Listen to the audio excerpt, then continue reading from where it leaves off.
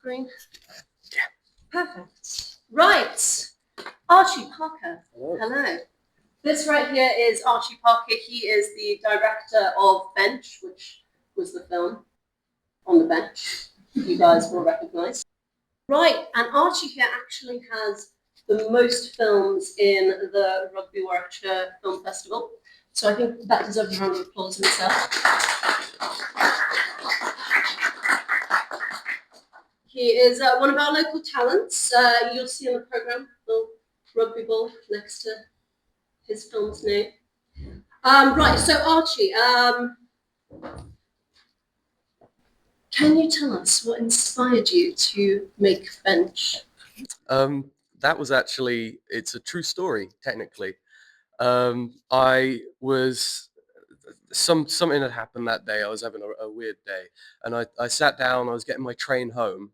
So there was actually a train in the original, but I was getting the train home, and I sat on this bench. I was just listening to music, and some very peculiar man came and sat next to me, and he just started rambling about random stuff about his life, and I was like, this is cool.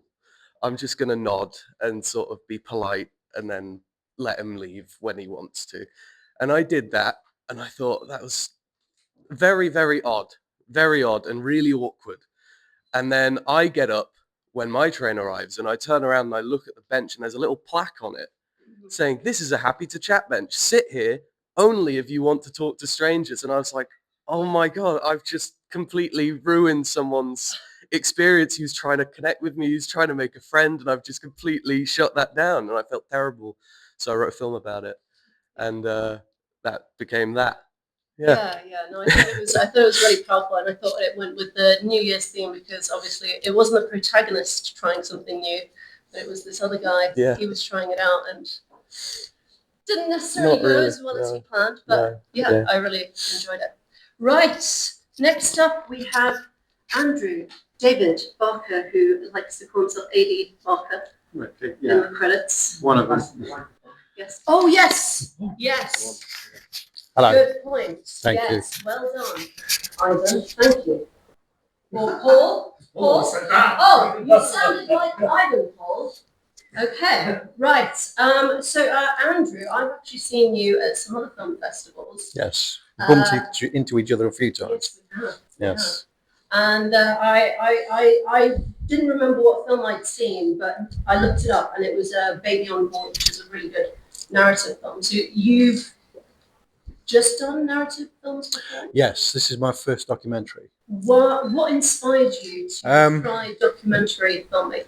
Well, it's an avenue I've not tried before. So I've mainly written and made genre films, and this was an opportunity that sort of came out of me doing a talk in Leamington, and Chloe, one of the counsellors, came up to me afterwards telling me about John Bridgman's sculpture, and that they were going to try and get it placed in Jefferson Gardens in Leamington, and she would like that documented.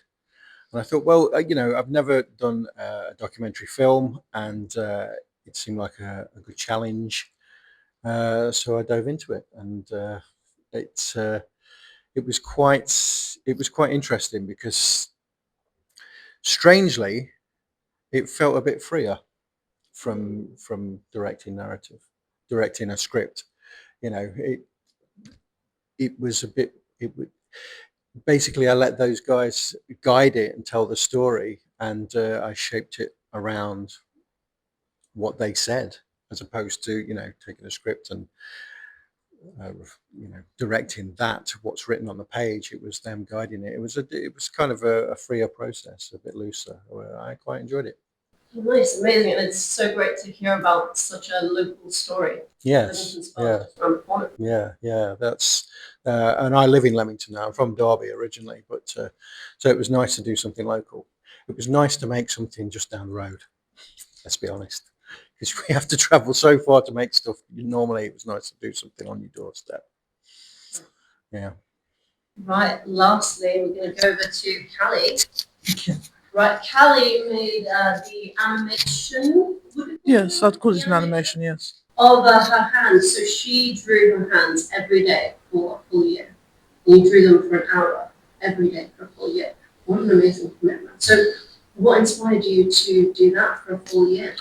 Well, in fact, I'm still doing it. You're still doing but it? Oh, wow. last So year we're going to have another one next year. well, last year I moved it down to 3/4 of an hour, and this year I'm doing half an hour.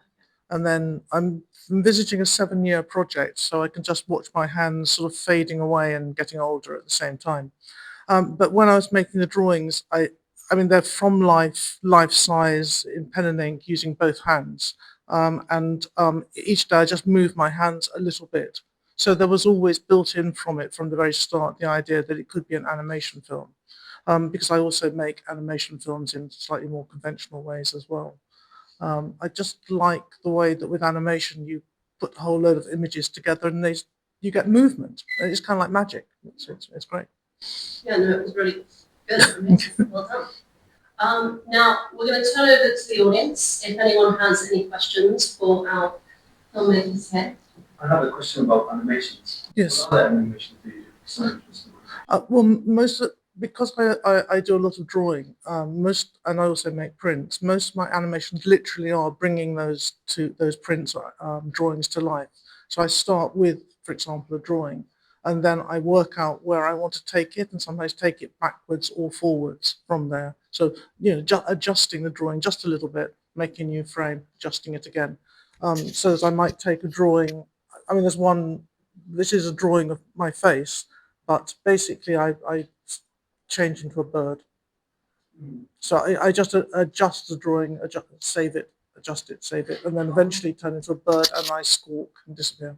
How long does it take you to make one animation? A very long time. This one, though, weirdly took less time because I was doing it literally every day. But once I got to the end of the year, it was just a matter of putting them together and then creating a kind of soundscape to go with them.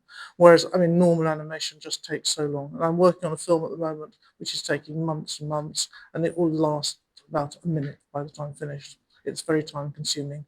I think it's slightly mad, actually. It's a question for all of you, really. I'm intrigued, and also people know who might be looking to get into the industry and be a creative themselves. Like, how did this journey begin for you guys to become creators? Do you want to take one first? Anyone want to go Go first? for it. Okay, I'll go first. Well, for me, I was finishing high school and I thought, what do I want to do? I don't really want to do sixth form. So I went to college and I did film in college. And then I was like, oh, this is what I want to do. And a lot of the college stuff was just one day I'd wake up and a random idea would come into my head while I was listening to music on the bus. And I'd be like, oh, I want to do that now. And we would just do it during the day. I mean, I've got a friend from college here, actually. He's over there. I'm going to point him out to everyone. But we would just come up with a random idea and we'd shoot it on that day, edit it on that day. And that is one of the most fun ways to make a film, in my opinion, because you're not doing all this over planning, all this thinking about it too much. You're just doing it straight away, seeing how it goes. And maybe it goes really well, maybe it goes terribly. You never know. But that is part of the fun of it, and I think that's what gets the ball rolling usually.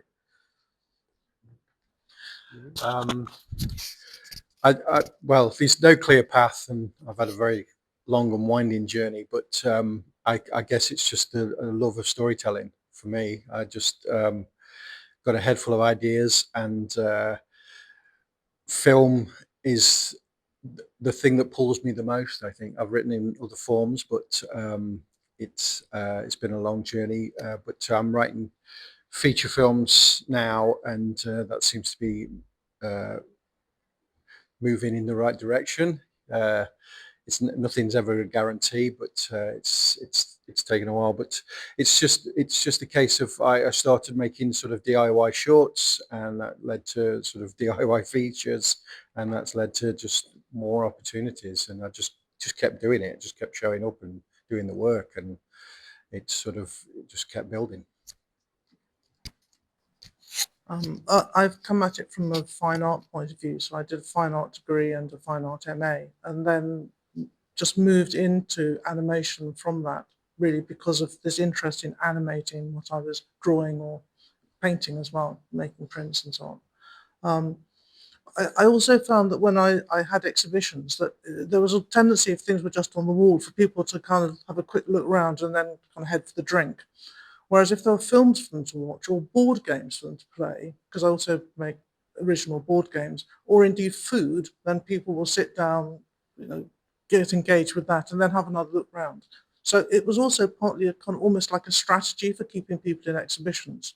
And then I sort of found the sort of whole film festival kind of circuit, and that was great because then you get to see your film actually on a big screen with an audience.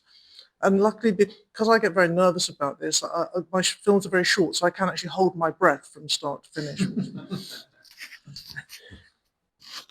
Right. Well, now I know lots of other film festivals tend to have award ceremonies, but I've decided to do something slightly different. If one of the filmmakers happens to be an award winner, I'm just going to blindside them with an award. And we do happen to have one of the award winners in the room.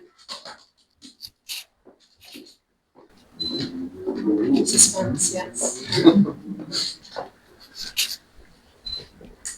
Archie Parker, you have won Best of Rugby.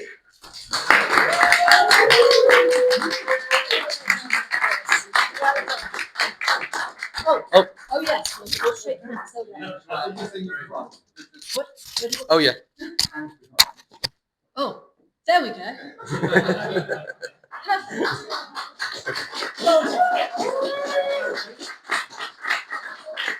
Keep going. Keep going. Keep going. Yes, we've got